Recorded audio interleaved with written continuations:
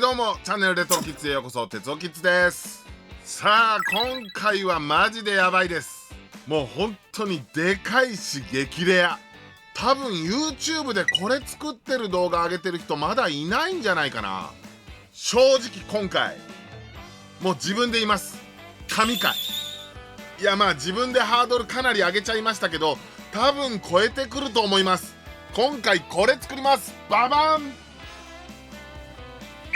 30分の1メガリミテッドザク2黒い3連星使用機。それではレトロキッズスタート。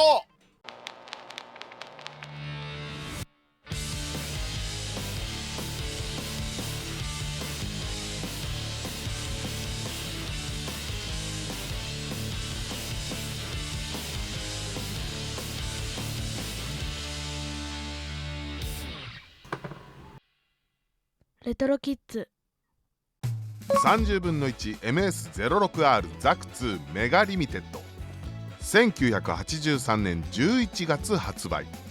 なんと60分の 106R 発売の翌月に発売されていました。限定生産6000個というガンプラとしては極めて少数生産の超レアキット。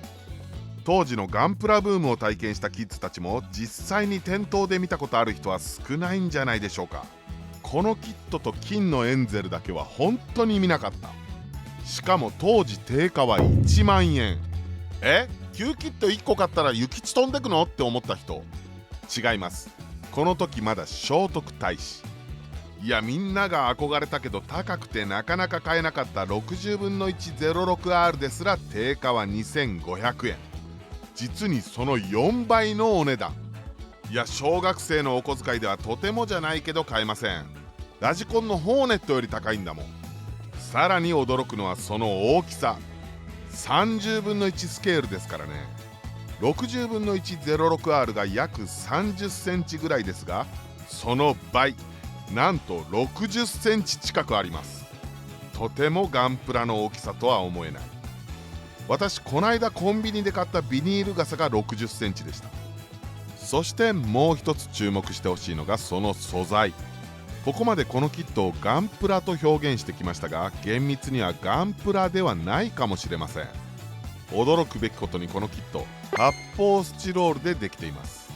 広告なんかには特殊スチロール製と書いてあったんですが、普通に発泡スチロールです。ちょっとだけ密度が高くてやや硬いだけで、魚屋さんがお魚入れてる水色のちょっといい発泡スチロールの箱、あれぐらいの感じ。こういうキットをバブルキャストというらしいんですが、当時のキッズたちはそんなもの知るはずもなく、1万円もすんのに発泡スチロールってなんだよとキレてました。いや本当に。それからこの 06R を持っている写真の青年、この人が伝説のモデラー集団ストリームベースの小田正弘さんです。06R といえば How to Build Gundam 2に載っていたストリームベースによるジオラマ作例を思い出す人も多いでしょう。ベストメカコレクションのガンプラを元にしたこのキットに小田さんはついていませんの注意書きがシャレが効いてていいですよね。小田さんついてないんですか？じゃあいらないですっていう人もいたかもしれませんね。そんな30分の 1MS06R ザク2メガリミテッド、この令和の時代に見組み立てのものがゲットできたのはまさに奇跡。じっくりと楽しみながら作っていきましょう。さあまずはこちらが説明書。裏側には大河原先生のイラストや塗装ガイドなどが載っております。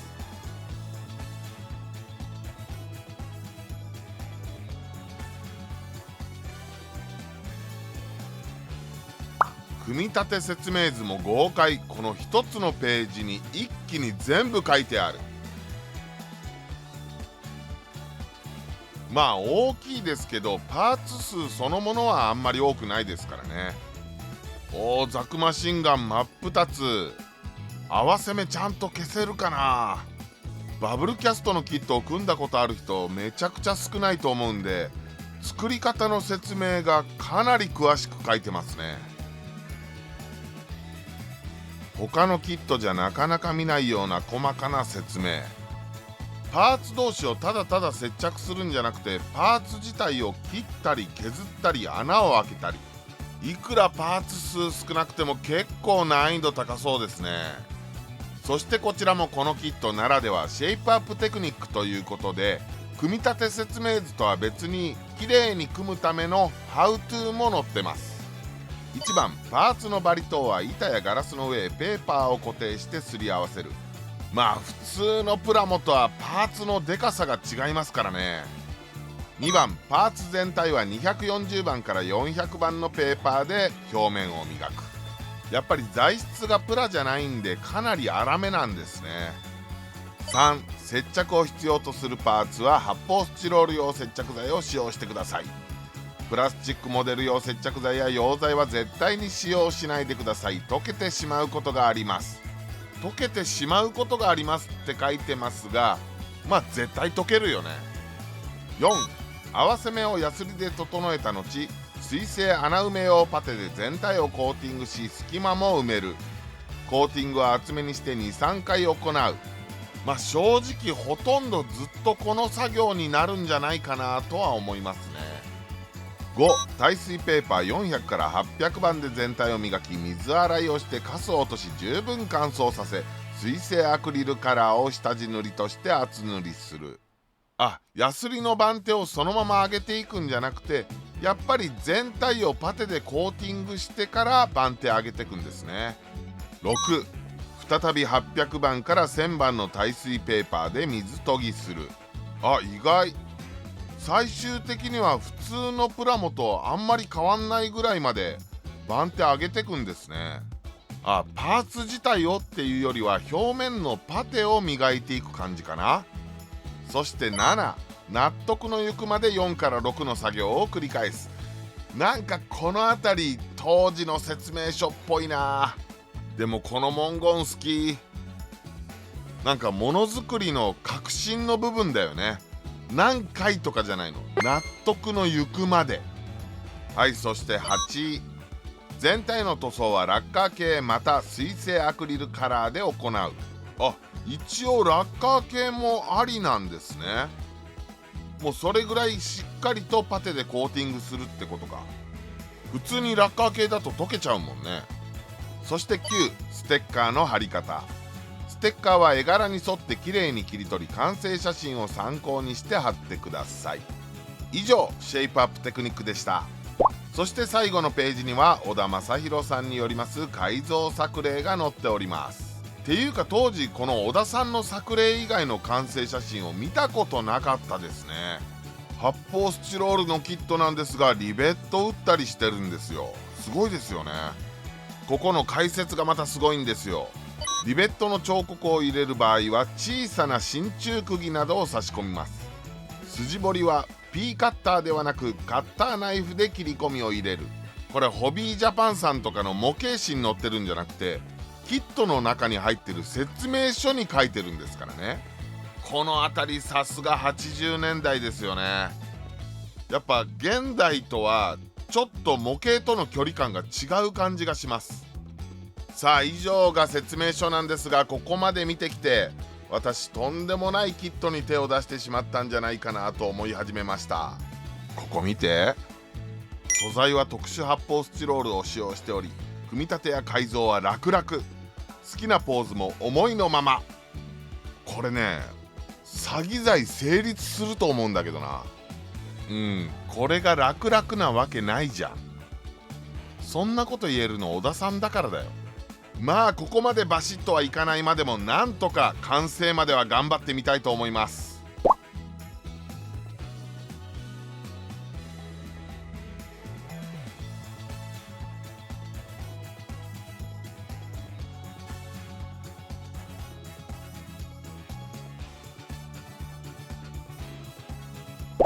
まずは頭のパーツ。でかい。これ動力パイプなしでこの大きさですからね。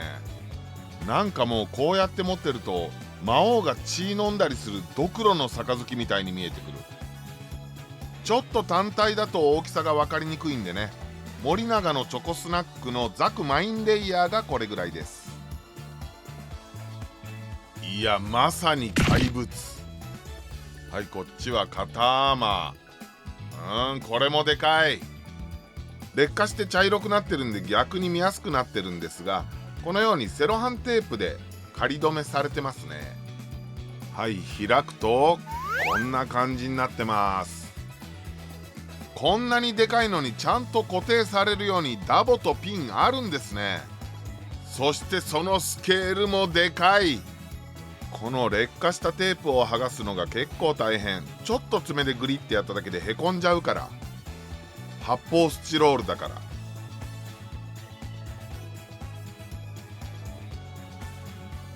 さあ肩穴もパカーン。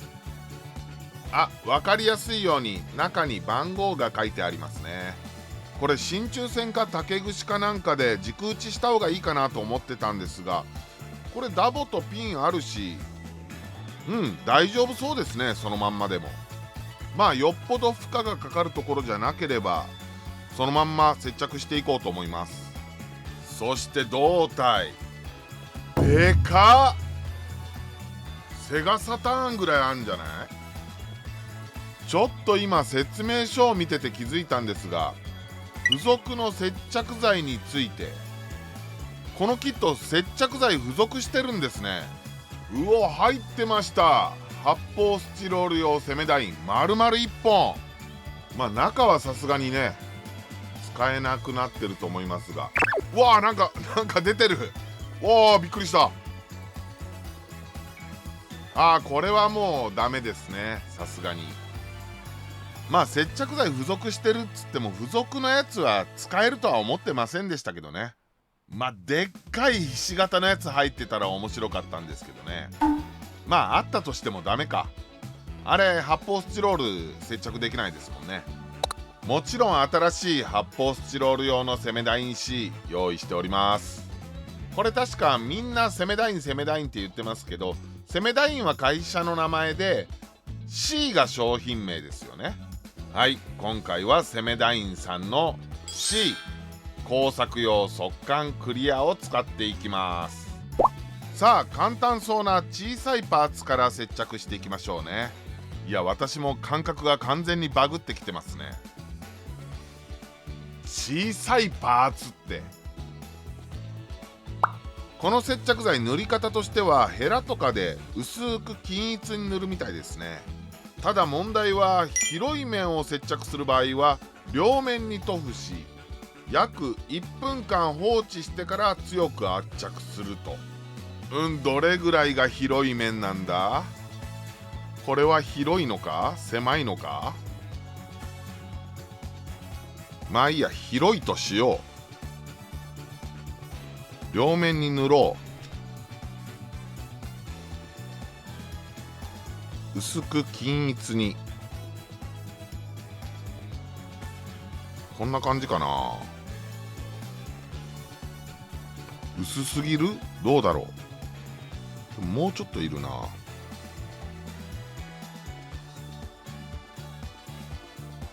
うわ、こうやってる間に1分経っちゃう。外側に行っちゃう。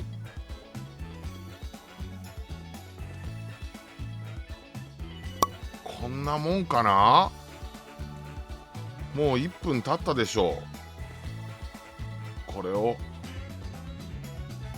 ギュッと圧着。あんまり強く押さえると発泡スチロールがへこむ。こんな感じでいいのかな。まあ合わせ目を消すのは後で考えよう。これ自体で合わせ目を消すわけではないと。ムニュが出ないもんね。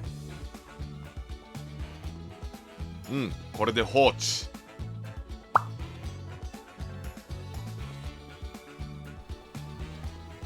うわ、つけすぎたか。大丈夫か。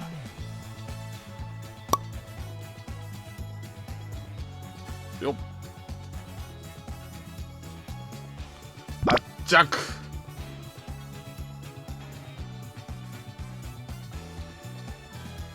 ヘラは一回一回きれいに拭き取った方がいいね。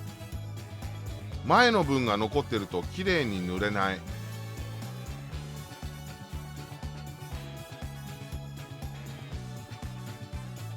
あ、やばい、セロハンテープ剥がし忘れ。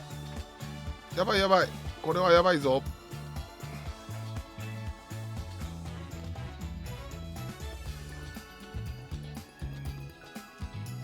危ない危ない。うん、ギリセーフ。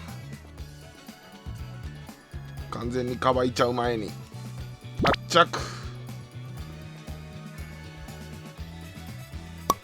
あーやばい、パーツ取ってたら引っかかって折れた。発泡スチロールだから簡単に折れた。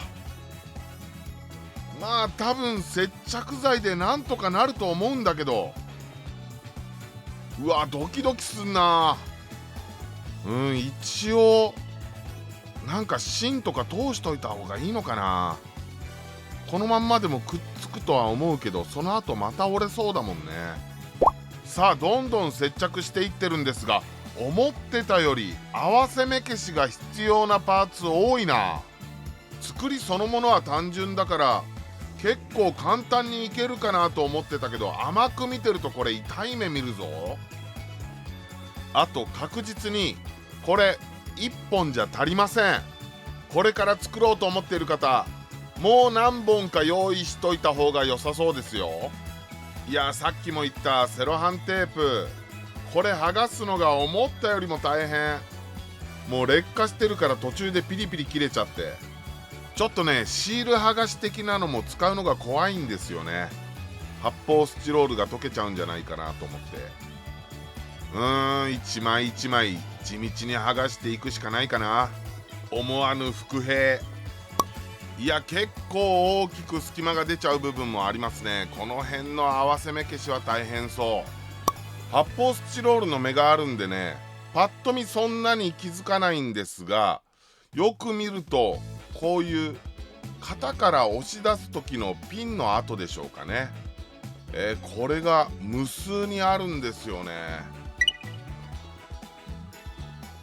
この辺りも後で消しとかないといけないですね。さあこれで一応合わせ目消しが必要な部分のパーツの接着は終わりました。接着剤がしっかり乾くまで一旦乾燥待ちです。続いて工程としてはパーツの表面に水性パテを塗るところなんですが、画材屋さんに行って店員さんに目的を伝えて相談をしてみたところ、ちょっとね水性パテではなくてこちらジェッソの方がいいんじゃないかということでジェッソ買ってきました。まあこのジェッソ、私もジオラマを作る時なんかにはよく使うんですが、こういった使い方をするのは初めてなんでどうなるんでしょうか。まあとりあえず薄く塗ってヤスリをかけてを繰り返してみたいと思います。とりあえずね水で薄めたりはせずにもう直接塗っていきます。これで表面のこの発泡スチロールのこの網目模様というか、これがねしっかり消えるといいんですが、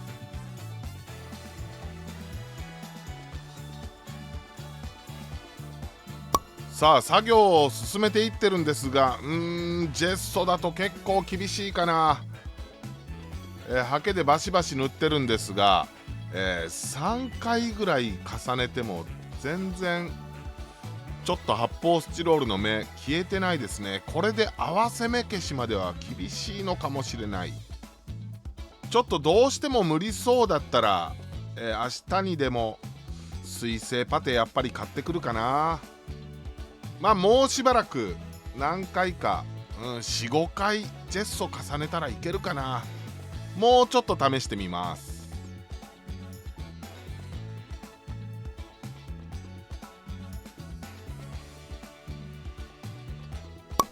ジェッソ4回ほど重ねたんですが、それでも発泡スチロールの目は消えないですね。ちょっと厳しそうなんで明日また水性パテを買いに行って試してみようと思います。というわけでパテを2種類買ってきました。特に発泡スチロール用みたいなのが売ってなくて、近所に売ってた中で発泡スチロールにも使えそうだなと思ったのがこの2つ。ただ本当に溶けないのか、あと乾いた後ヤスリがかけれるのか、そのあたりちょっと心配なんで、一旦スタイロフォームに塗って試してみようかなと思います。とりあえずどちらも溶けたりはしなさそう。ちなみにこの黄色いのはポリパテは溶けますね。ただやはり問題はヤスリをかけたりした時にどうなるのか。最悪この2つもダメだった場合はジェッソを超厚塗りして完全コーティングしてからのポリパテ。ジェッソもね7回ぐらい繰り返し重ねたら、まあなんとか発泡スチロールの目や合わせ目なんかも消せなくはなかったんですよ。ただやっぱりポリパテとかに比べると柔らかい。まあその分ひびとかは入りにくいんですけれども、ヤスリがかけづらいんでね、どうしたものか。あとこういう発泡スチロールだからこそちょっとこうへこんじゃったり欠けたりした部分、こういう部分がねジェッソでは補修できないんで、この辺もポリパテ使いたいな。まあこんだけ厚くジェッソ持ってればポリパテでも溶けずにいけるんじゃないかなっていう気はしてるんですけどね。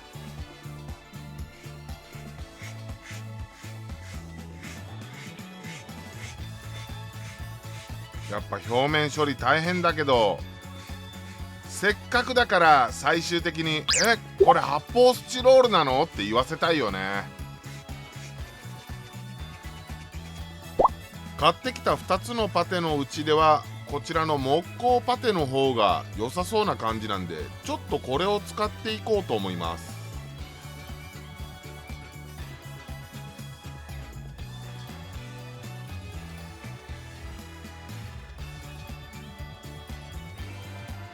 こんな感じで豪快に持っていきます。もう完全コーティングに近い感じかな。木工パテ初めて使ったんですが、まあ割とサクサク削れてしっかり盛ることもできて非常に使いやすいんですが、ご覧の通り表面が仕上がらない。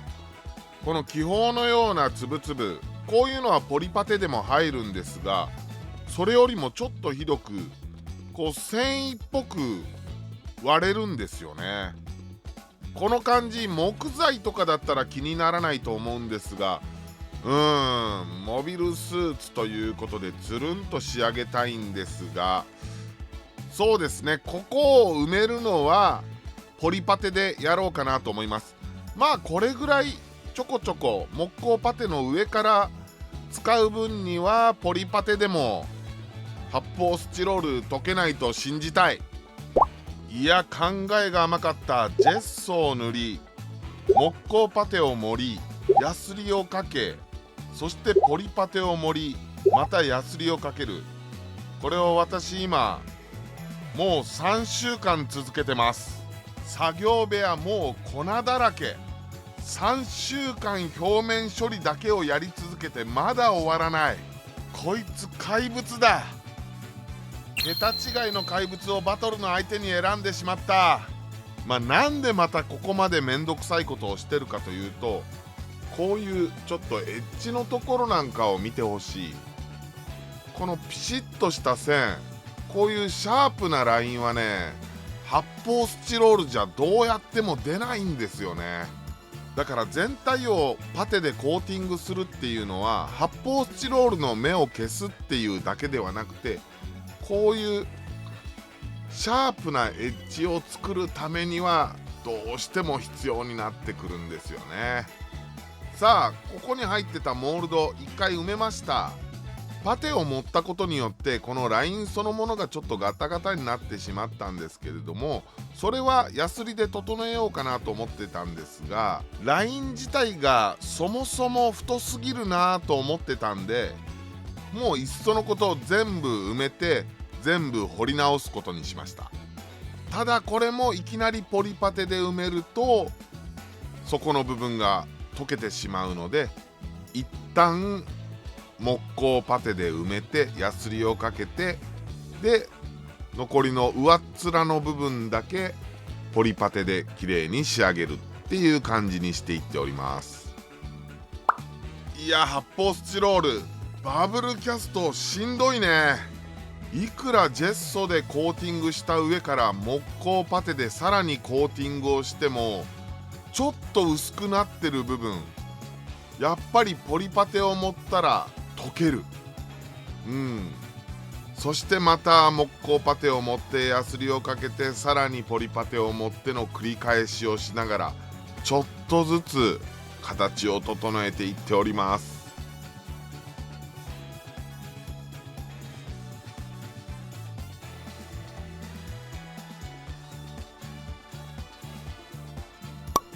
モールドの彫り直しなんですが、このようにマスキングテープを貼ってノコギリで彫っていっております。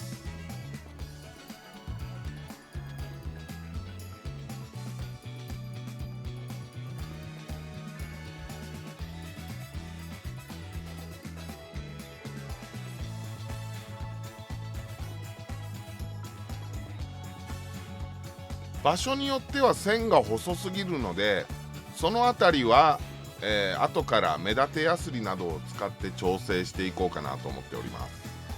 こんな感じで彫り直しを進めていっております。結構いい感じ。さあ、こういったパーツも一旦ノコで当たりをつけた後、このように三角のヤスリで調整していきます。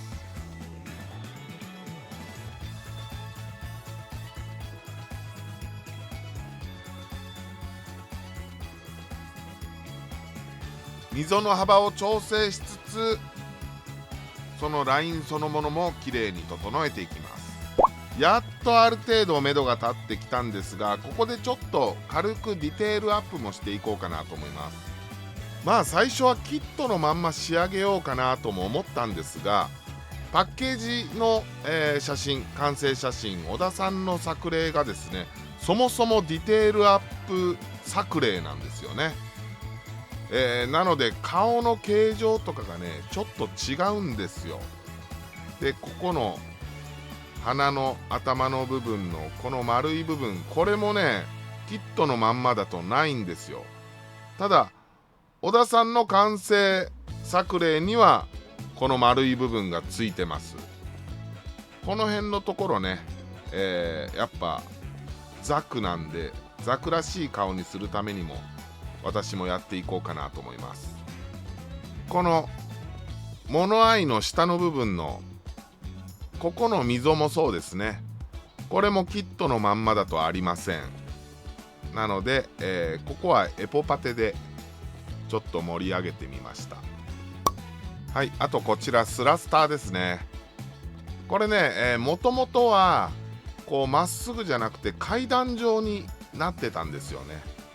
これを、パテで埋めて、でこの溝を掘り直してます。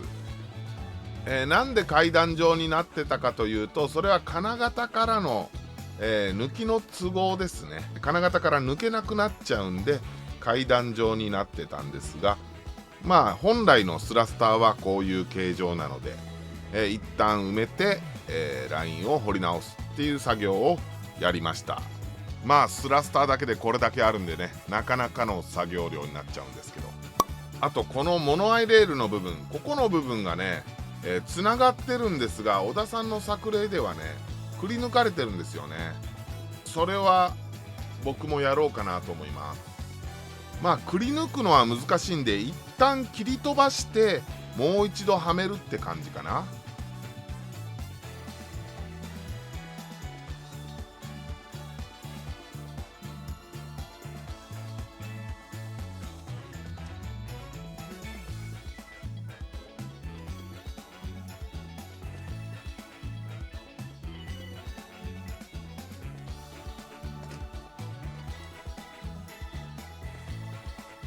いや、発泡スチロールなんで切るのは簡単だけど、失敗したら修正が難しいんでめっちゃ怖いですね。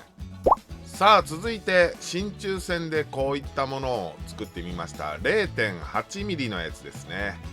もうここまでやってきたらもうできる限りとことんまで小田さんのディテールアップ、再現してみようかなと思います。まあ真鍮線金属なんでそのまま塗装ができませんので、取り付ける前に先に密着論を吹いておこうかなと思います。そしてリベットも作りました。リベットは 2mm のプラ棒、こちらを斜めに切って突き刺せるようにしております。そして、反対側リベットの頭のところをヤスリをかけて少し丸くしてあります。ディテールアップ進めていっております。小田さんの作例の完全再現とまではいかないまでも結構再現度高くやれてるんじゃないでしょうか。胸周りのリベットやパネルラインの追加、股間のあたりも同様にリベットを追加しております。足などもリベットとあと筋彫りの追加をしております。肩アーマーもたっぷりとリベット追加。特に資料がないもんで説明書の写真を見ながらどこまでモールドを拾えるか、そんな感じでやっております。さあやっと工作部分が全て終わりました。いよいよここから塗装に入っていきます。そして使うサフがこちら、クレオスさんの、水性サーフェイサー500でございます。つってもね、1回では終わらないかな。何回か重ね塗りしないといけないかなとは思っておりますし、何本使うことになるのか、ちょっとね5、6本買ってあるんですが全然足りないかもしれない。ちょっとその辺分かりませんが、一応サフ吹いていきます。サフを吹いていっておりますが、ここがまた大変。ほらしっかりと発泡スチロールの目を消したつもりなんですが、サフを吹いたらほんの少し浮かび上がってきますね。発泡スチロールの目がね復活してきちゃうんですよ。なのでこれにまた軽くヤスリをかけてもう一度サフ吹いてを繰り返していきます。発泡スチロールだとどうしてもこういう逆エッジになっているところの際の部分、こういう部分がねガタガタになりやすいんで、そういうところは念入りにヤスリをかけていっております。サフを吹いてからもなかなか本塗装に入れない。サフ吹いてヤスリかけて、サフ吹いてヤスリかけて、もう3周ぐらいしてるんじゃないかな。でもまあ一通りこれでやっと表面処理終わりかなというところですね。表面処理だけで1ヶ月かかりました。この表面処理の作業時間合計で100時間は超えてると思います。さあいよいよこっから本塗装です。まず下地の塗装はこちらの缶スプレーで行います。ホームセンターの店員さんがこれは発泡スチロール溶けないよって教えてくれました。ほらちゃんと発泡スチロールって書いてます。それでも一応スタイロフォームに試し拭きしました。溶けません。ただ設定の色そのまんまの色がなかったので、これはあくまでも下地の塗装です。なかなかいい感じじゃないでしょうかね。続いて白のパーツはこちらのスプレーを使います。こちらは用途のところに発泡スチロールが載ってないんですが、ホームセンターの店員さんはこれも発泡スチロール大丈夫ですよというので信じてやってみようと思います。はい、試し拭きでも大丈夫そうです。さあ下地が終わりましたので、ここからは味付けをしながら本塗装に行こうと思います。今回パレホでいってみようかなと思います。ちょっと思った色味が出ないので一旦ちょっとサフからやり直そうかなと思います。イメージ的にはもうちょっと重たい感じにしたいんですよね。黒から立ち上げるか、ちょっと黒サフをもう一回吹こうかなと思います。さあ黒サフからやり直しました。そして今回は黒から少しずつ重ねて立ち上げていっております。これが第1段階の色味。この色が影の部分の色になります。第2段階のグラデーションを入れました。これでだいぶ陰影が出たんですが、こっからはさらに明るい色を、そして色味も調整していこうと思います。はい、ピンクというか紫の部分完了しました。いい感じのグラデーションになったんじゃないでしょうか。ちょっと赤みも残しつつっていう感じ。はい、白の部分にもグラデーションを入れました。こちらもファレホをエアブラシで拭いております。ここでファレホをエアブラシで拭く時の重要なアイテムをいくつか紹介したいと思います。まずこちらのシンナー、これすごくいいですよ。まあどういった成分が入っているのか英語表記なんで全然わかんないんですが、匂いとかめちゃくちゃ弱いです。あとこの量で1400~500円したかな。だからちょっと高いんですが1回に使う量が少ないんで、そんなにめちゃくちゃ高いっていうわけではないと思います。あとこれエアブラシでファレホを拭くときはこれ絶対使ってほしい。ファレホって乾きが早いんでエアブラシで拭いてると途中で乾燥してプツプツってダマになって飛んでったりするんですよね。ただこれをエアブラシのカップに 2,3 滴入れるだけでそのダマになって飛んでくのを結構防げるんですよね。これも英語表記なんで成分等全然わかんないんですが、めちゃくちゃ役に立つ魔法のお薬。あとこれはファレホに限ったことではないんですが、これめちゃくちゃ役に立ちます。ハイキューパーツさんのエアブラシ用ドロッパーボトル。あらかじめ朝食してからシンナーを加えたものをこうやってこのドロッパーボトルに保管しておくんですよ。そしてこれ攪拌用の玉が中に入ってるんで、使う前にこうやってよく振る。あとはね、使う時にエアブラシのカップに直接こうやって注ぐことができるんですよね。そして塗料が余ったら蓋をしてそのまま保管しておくだけ。この3つがあるとファレホでのエアブラシ塗装がすごく楽になるんで、ぜひ皆さん使ってみてください。大体の塗装が終わりまして、いよいよお楽しみのマスキング剥がしタイムでございます。うまくいってると最高に気持ちいいけど、失敗してると最高にへこむ天国と地獄隣り合わせの時間でございます。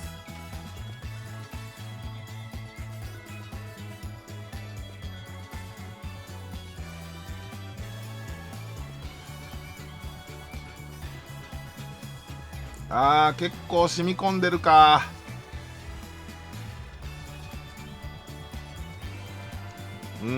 これはちょっと修正しないとダメかな。かなり染み込んじゃってるな。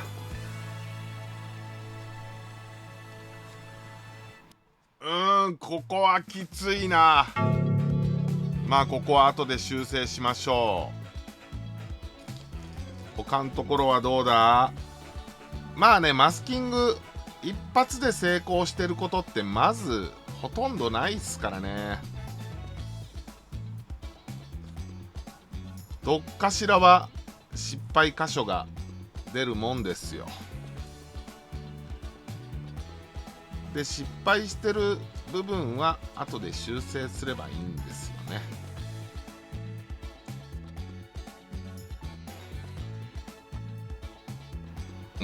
この辺もちょこちょこ入り込んじゃってますね。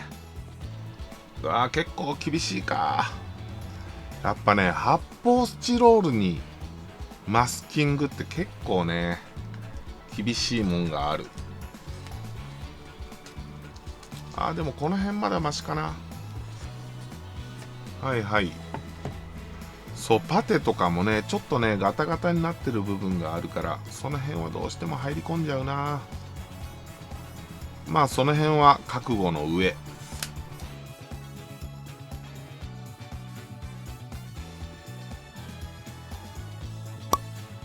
普段よりも失敗箇所がかなり多い。バブルキャスト強敵だな。さあ他の部分もマスキングを剥がしていきます。この辺は筋彫りがある部分なんかは大丈夫だと思うんだけどな。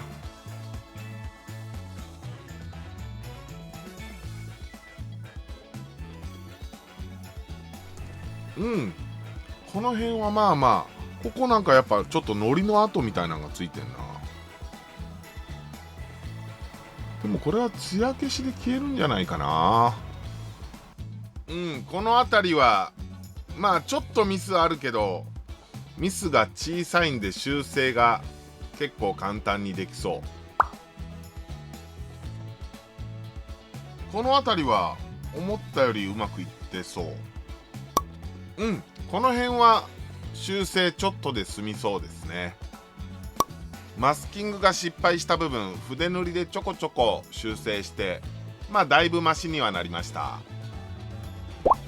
さてもう一つ心配なのがこちらのステッカー。40年近く前のものですからね、生きてるのかどうか不安ではありますが、とりあえずカットして貼ってみたいと思います。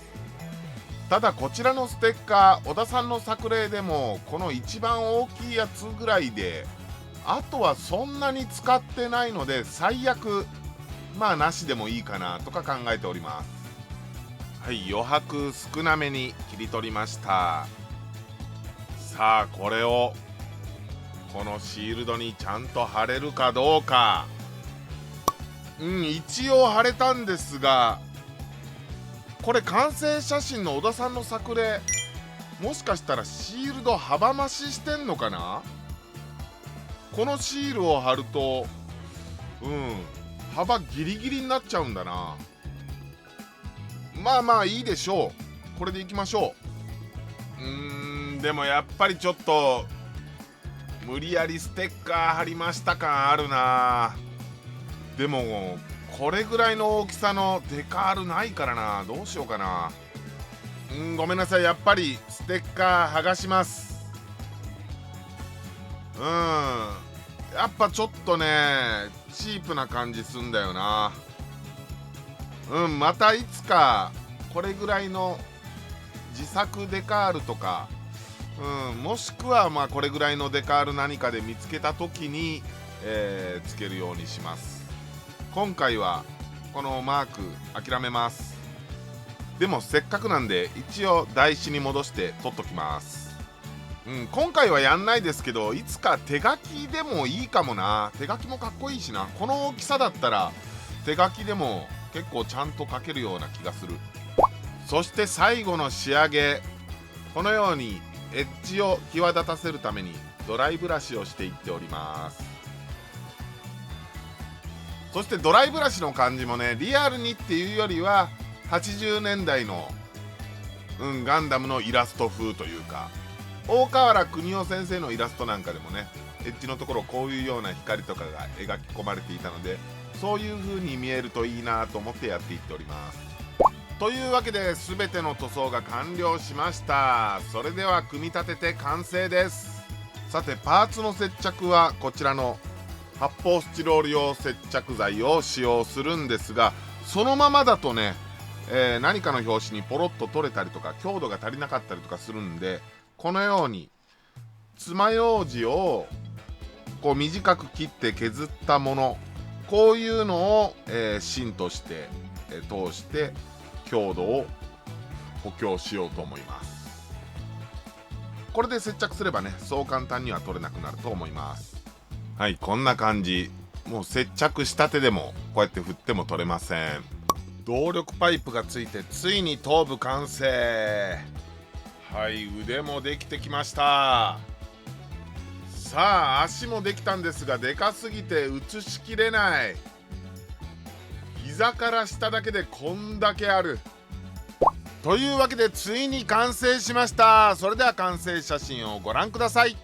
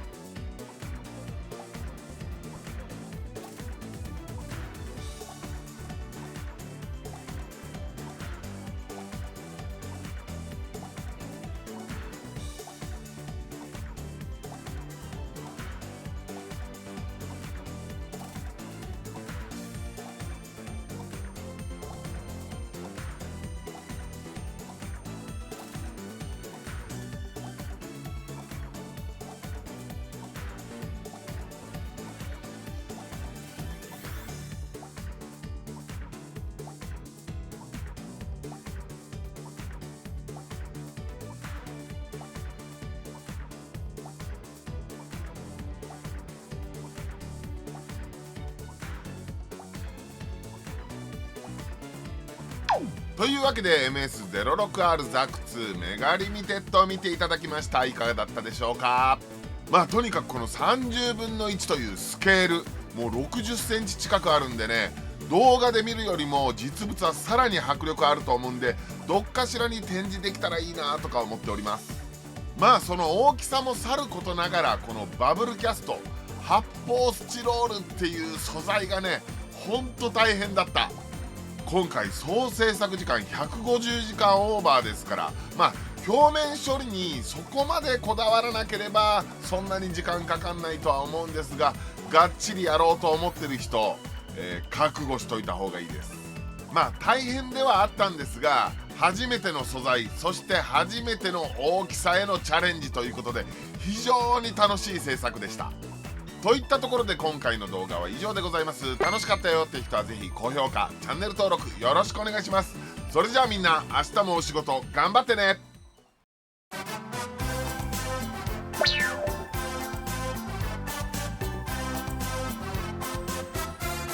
Oh, yeah.